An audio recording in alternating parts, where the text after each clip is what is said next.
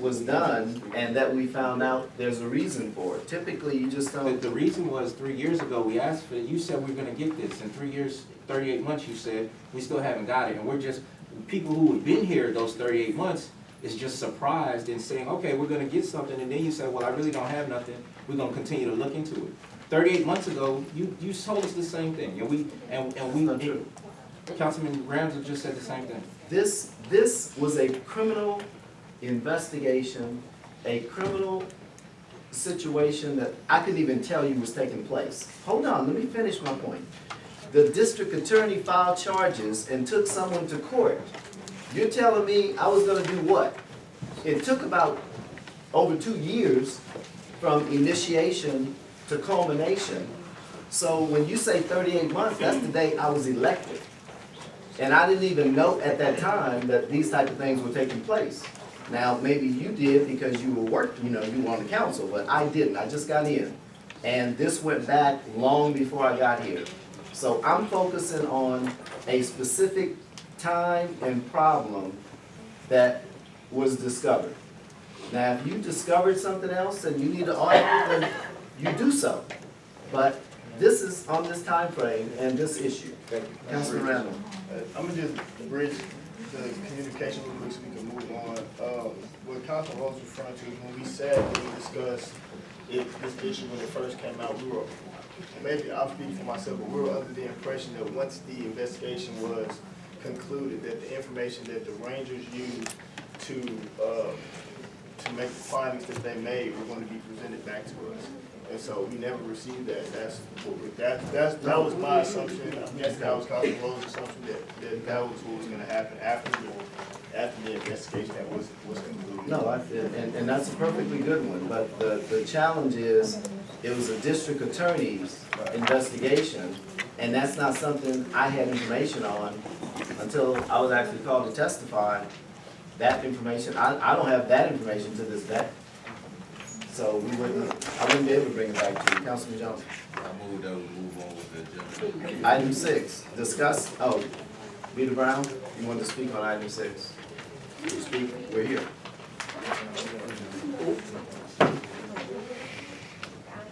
Discuss and take action on ordinance for house parties. After this house party, Hold on, I'm sorry. Too many people are talking. We don't have the ordinance. Is there ordinance for this?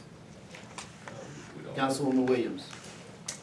I thought Ms. Bynum, we had printed out the ordinance. Y'all had it from last time.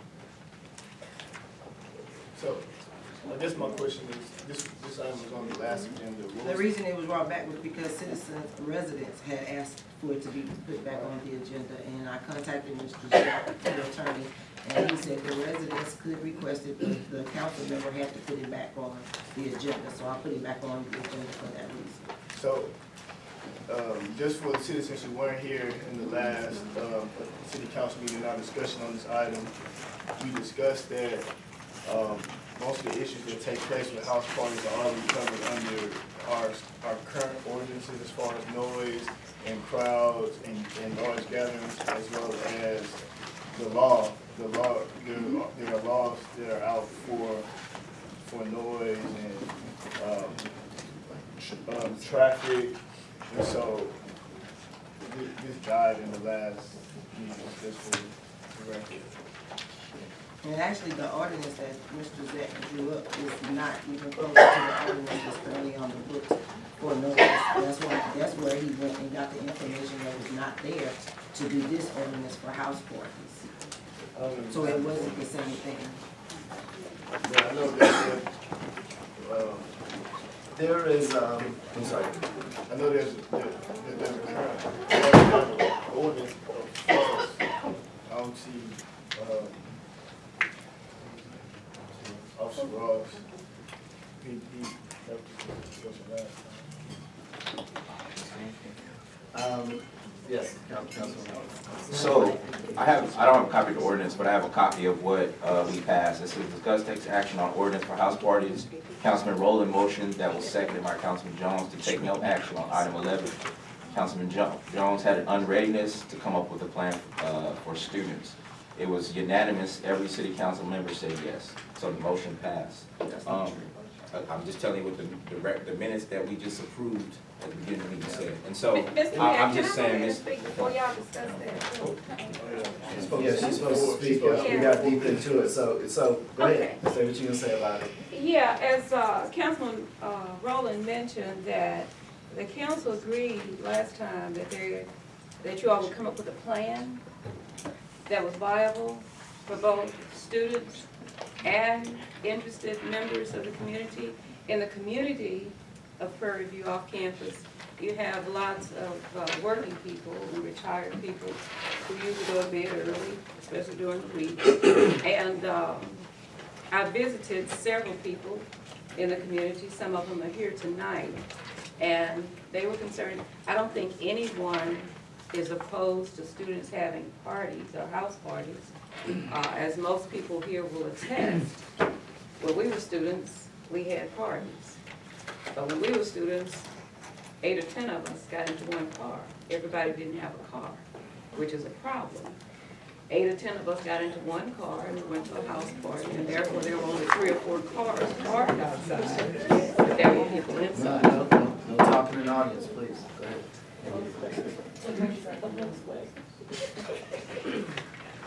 By talking to the residents as well as some students, the problem seemed to be, number one, Prairie View streets are not designed to accommodate parking on both sides of the street. Our streets are narrow, that's the way the city was designed. The city never was designed to accommodate 10,000 students. But because of mandates from, I think, Texas A&M University to increase enrollment, that without coordinating with the city, so we have a problem with accommodating students. So if there was a way that we could resolve the parking problem, and I talked with the county commissioners, who just recently had a hearing on, they call it mass gatherings, where you have these parties, and I think you were there. Yeah, and so what it is, you have to have porta potties, you have to have, what do you call them? Help me. Liability insurance, you have to have parking, adequate parking. These are some of the things you have to have according to the security, that's what it is, a certain number of policemen per 100 people. So these are the things that the county has in place that must happen in order to have big groups of people having parties. So there are people, like I said, I talk with people in the communities. No adult in this community that I spoke with is opposed to students having parties. So I don't know where that came from. The concern from the residents and the property owners in the community is leaving trash outside of their house when the party is over.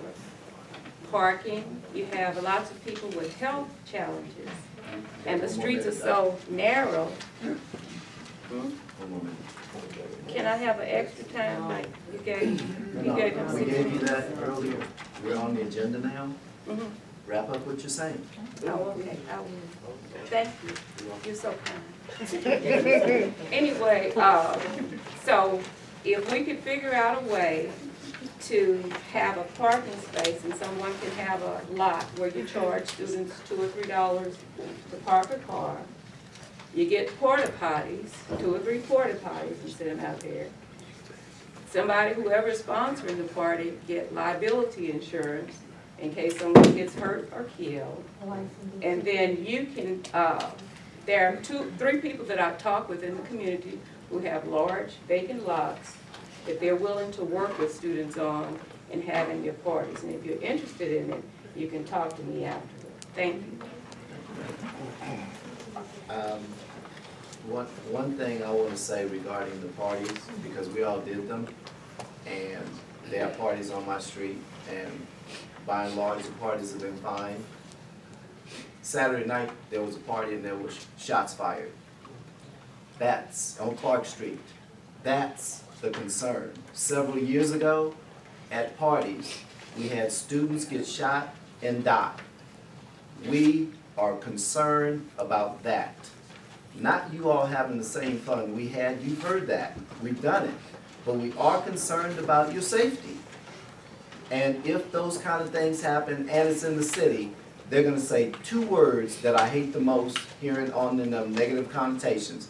Prairie and View, whether they go on and say A&M University or city, doesn't really matter.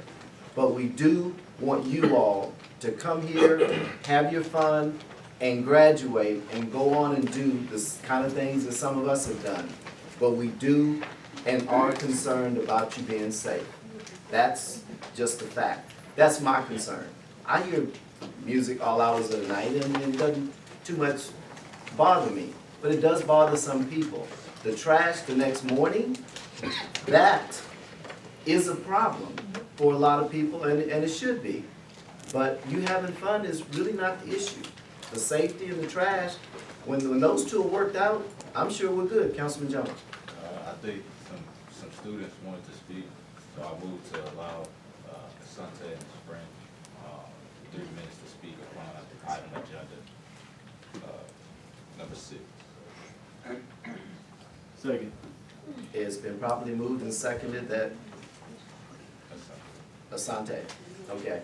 That Asante be allowed to speak on item number 6. You've heard the motion, ready for the questions? Am I in line? I just want to make sure I'm in line, Council. Okay. All those in favor? Motion passed. Come on up, sir.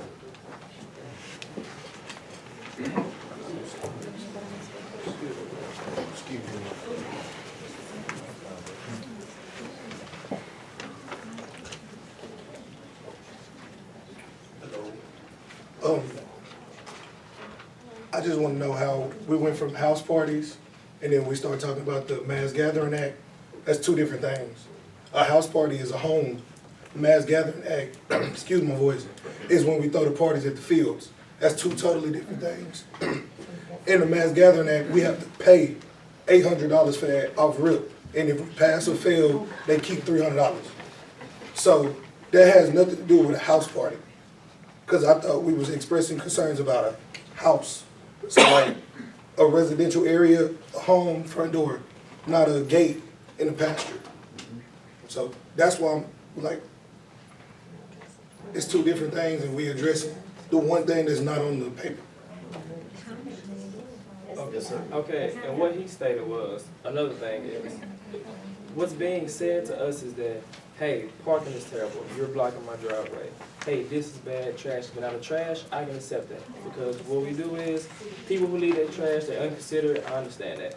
But if I put together a function, you cannot be mad at me or try and tax already broke college kids an extra $2 and $3 for a lot to park because the streets of Prairie View aren't up to date. You are mad at us for parking on the street that can be parked on because the street's not up to date. So it looks terrible.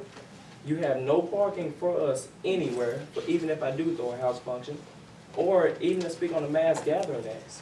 It's just a whole party thing to me is just being taken out of hand. Like, it's being taken as, I don't want these college kids throwing parties because for you to even make college kids pay $800 to get a permit to throw a party, because this lady right here, she was there with me. Mine's got denied because some other stuff that had nothing to do with me. I didn't get that money back. They took $300 of it. 2 permits gone, so they took $600 from me. Easy, that I'll never get back. So it's like when we're talking about this, we gotta consider the fact that, okay, there aren't lights out in the street. So who wants to be outside with no light? You have women, females outside in the street in the middle of the night by themselves. So what do you want us to do? You want us to park where? Go where? Do what?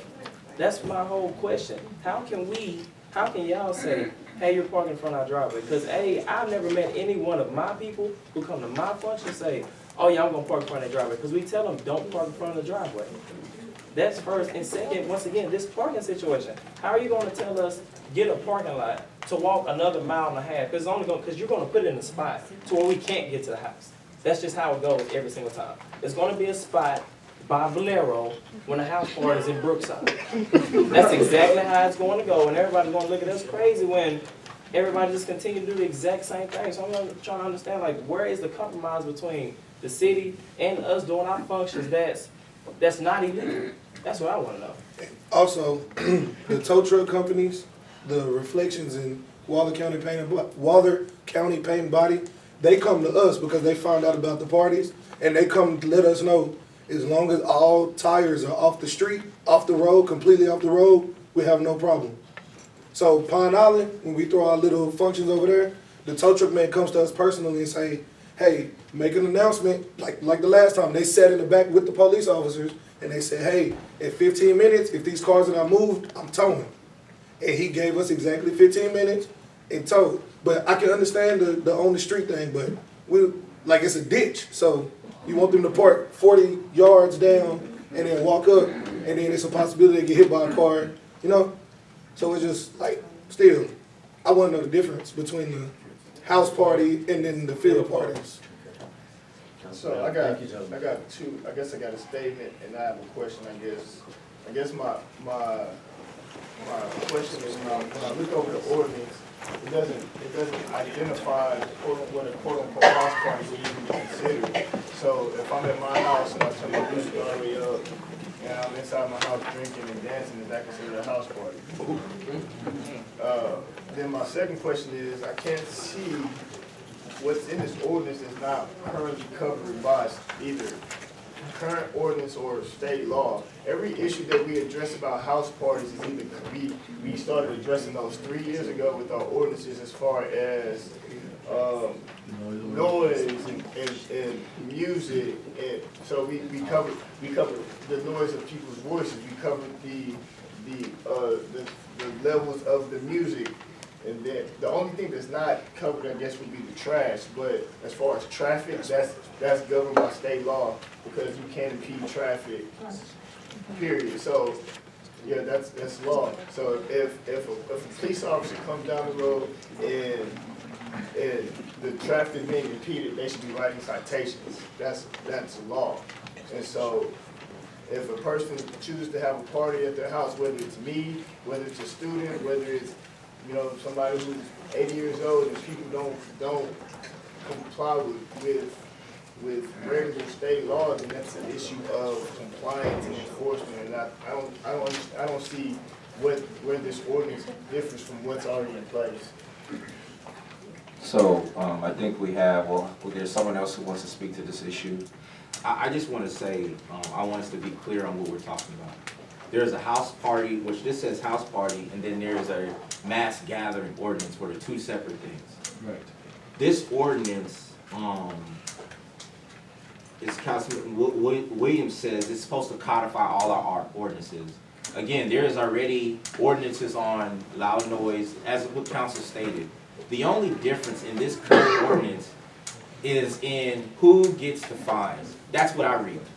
It says that the person, the difference in what we're masking this conversation in is who gets the fine.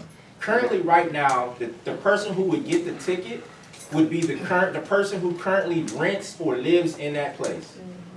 This is trying to move it to the person who owns the place. As a city, so this says the person who owns the property. It should be the person who is going to be more responsive, which is the person who is the one who makes a choice after they get that ticket, who lives in the property, because they're going to police their own guests. All the ordinances we done talked about are ordinances that are already on the book. I am not seeing any addition except for who gets the additional citation if these aren't done. Right now, the ordinance would go to the person who is renting the place. Like, so if the police knock on the door, they say, well, whose party is this? This ordinance is saying we're gonna send something to the owner of the property if they lived in California. That's what this one of the differences in this. The only difference than the already laws that are on the books. And so I want us to be very clear. Mass gathering, parties in the field have a different piece, and we have an ordinance for that. That's the ordinance that governs you when you come in to put in your permit, and the chief is supposed to sign off and do those things. There is a person who is also on to speak, which is Ms. Iris Isis Collins, are you gonna? I didn't wanna, I don't know, do I have to go up there? Yeah, well, I'm- if you can, well, I mean, I can't tell you, we would love for you to,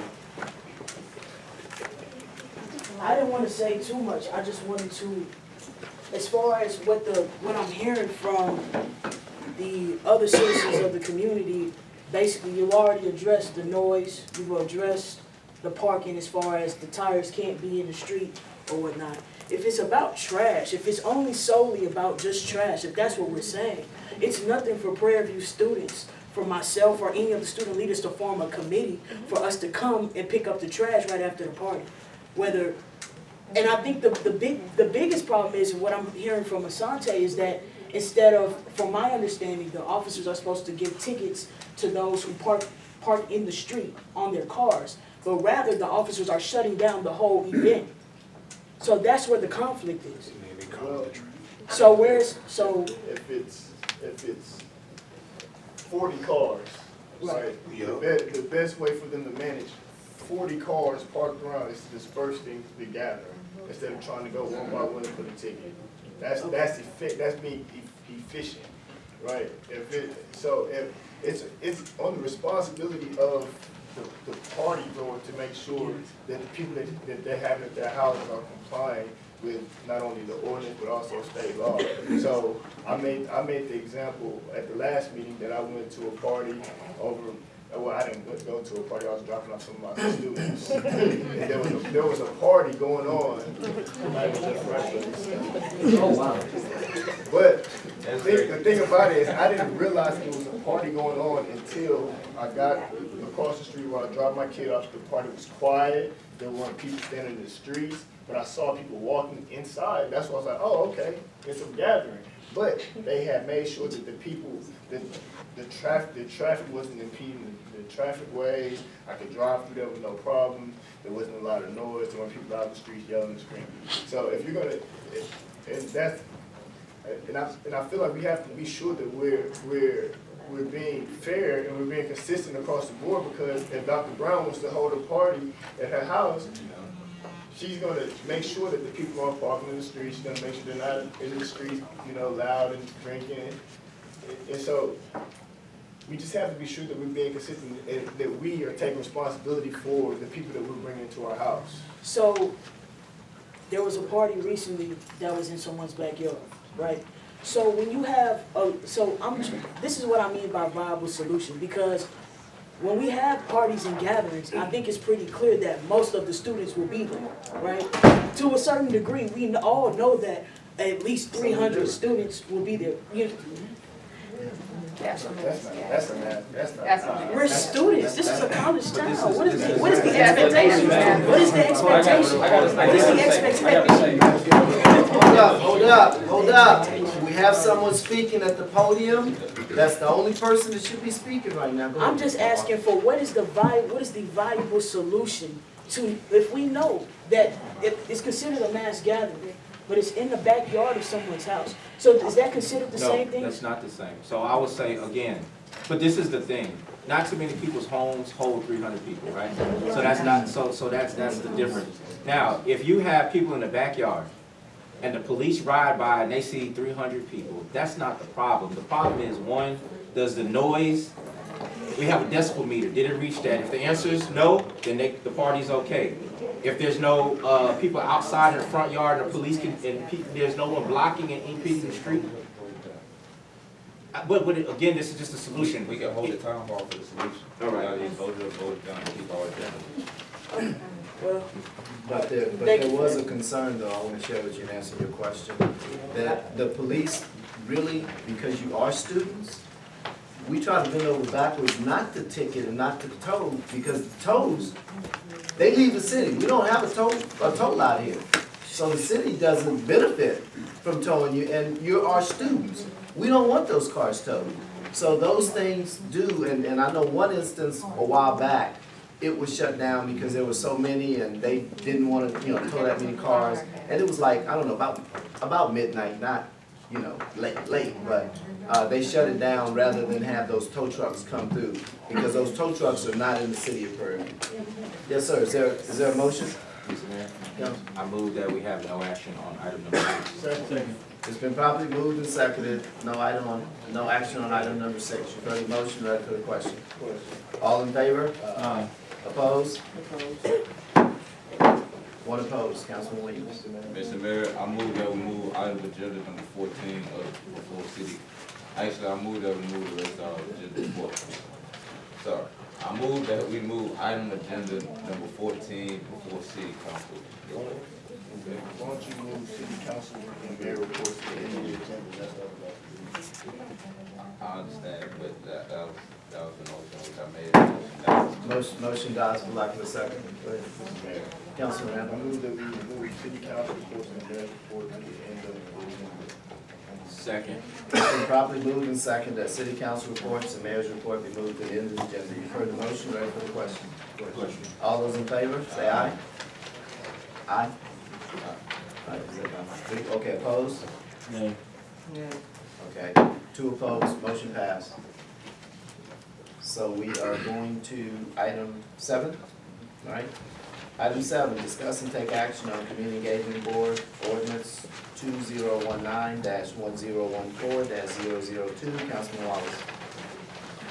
Yeah, so a couple weeks ago, I made a presentation on the community engagement board. Hopefully, everybody abreast to it, but if not, I'll make it real quick. So, community engagement board is to try to bring the community together and separate it into 7 sections where we have a representative for each section, and so they can come up with a way of having a community engagement strategic plan so that we can find ways to continue to move the city together as residents, as college students, and all in between. So the ordinance is in front of y'all. If you have any questions, if not, Councilman Jones. I move that we approve the Community Engagement Board Ordinance 2019-1014-002. Second. It's been properly moved that item 7, the Community Engagement Board Ordinance 2019-1014-002 be approved. You've heard the motion, ready for the questions. Question. All those in favor, say aye. Opposed, have the same right. Ayes have it, motion passed. Item 8, discuss and take action on the demolition of T building on city property next to City Hall. Councilman Jones. I had the pleasure of being at the Economic 4B meeting, and we was talking about how we could move the building so that way they can move forward with the process of going about building their own office and building. And I want to say, which was surprising, but Councilmember Williams, what was the terminology you used that the construction people that came in once we did it? You said that it came in with a fort, or what was it called? You don't remember? All right, so that way we could demolish the building. So I move that that public, well, would it be Public Works that, or will we have to hire outside entities? No, it would be an outside entity. It would be an outside entity. Because you don't know what's in the building, it's old, asbestos, all that kind of stuff. We don't want to subject our people to it. I'm not familiar with the building, but typically you have to do the asbestos survey first to make sure there's nothing friable there. And if you do, then you have to go out for separate bids for the removal of the asbestos prior to demolition of the building. Depends on how old the building is. So it's required that you do the study, So, I guess state law. So two things. One, why would we pay money to remove a building instead of just telling whoever wants the building, come pick it up? Well, because absolutely no one wants it. You don't. It's falling apart. No, I'm saying, just like we've done for other items, it's kind of like the bid process. We say the building costs $1, and you have 30 days, once you put it in, you bid your $1 to move it, to get it off our property. That means it didn't cost the city no money, and we got $1. Why are we gonna spend money for a building if we only want the building to be off the property, that gets it done. Now, if we want our people to get a check, then that's something different. So the question is, if we say, hey, the building's a free building, and we leave it open, we've left it open for so long, we say, okay, for the next 30 or 45 days, anyone who wants the building submits a one-page documentation, We say, okay, you bid $1. You have 20, 25, 30 days to move the property, or we go to the next person and we dispose of it. Then we don't use any city resources, and we got what we wanted, which is the property moved. Why wouldn't we propose that? That's it. So, Mr. Mayor, I move that we put the T building on a 30-day bid for $1.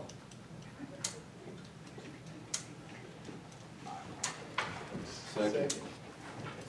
Councilman. It wouldn't be for that. Okay, can we? So What do we again, I'm say, not how familiar much? with the building, but you do need, if you're going to sell, you're just selling the building, not the real estate underneath. No, is it's what just you're got a talking removal. We want them to building removal.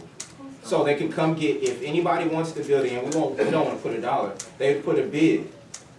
We leave it open for 30 days, the highest bid, whether if a person put $10. about. So you can bid the sale of the property, but Right. not the, Not the property, $1. sale of the building. So, a 30-day bid for the sale of the property. Building, not the property. Building, Building, just the building. okay, good. Yeah, we wanna keep the property. Would you put that together for us, Councilman? Yeah, yeah. We can- Okay, you've heard the motion, ready for the question? No. All in favor, say aye. Motion passed. 9, discuss and take action on new hire ordinance, Councilman Jones. I'll get with Attorney Griffin to work on, item number 9. So I'll move that it be put on the next agenda. Second. Okay, so we probably move the second item 9 be put on next agenda. Heard the motion, ready for the question? Question. All in favor? Aye. Opposed? Ayes have it. Item 10, discuss and take action on USW Second Amendment to the City of Fairview Agreement. Mr. Bostic, would you come forward? Council has the agreement. We've had it a couple of times, legal has gone back and forth and finalized everything. Mr. Bostic, share with the council what you will.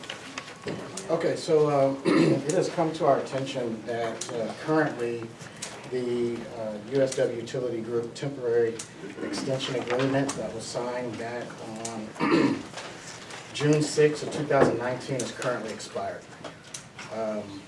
Our team went back and we know the desires of the city. We want to help the city move in the right direction. There's a lot that needs to be done, and I'm sure that we're all aware of it. We've gone around the merry-go-round with workshops and several discussions in council meetings. And the team and I came up with a second amendment to the contract for the city of Prairie.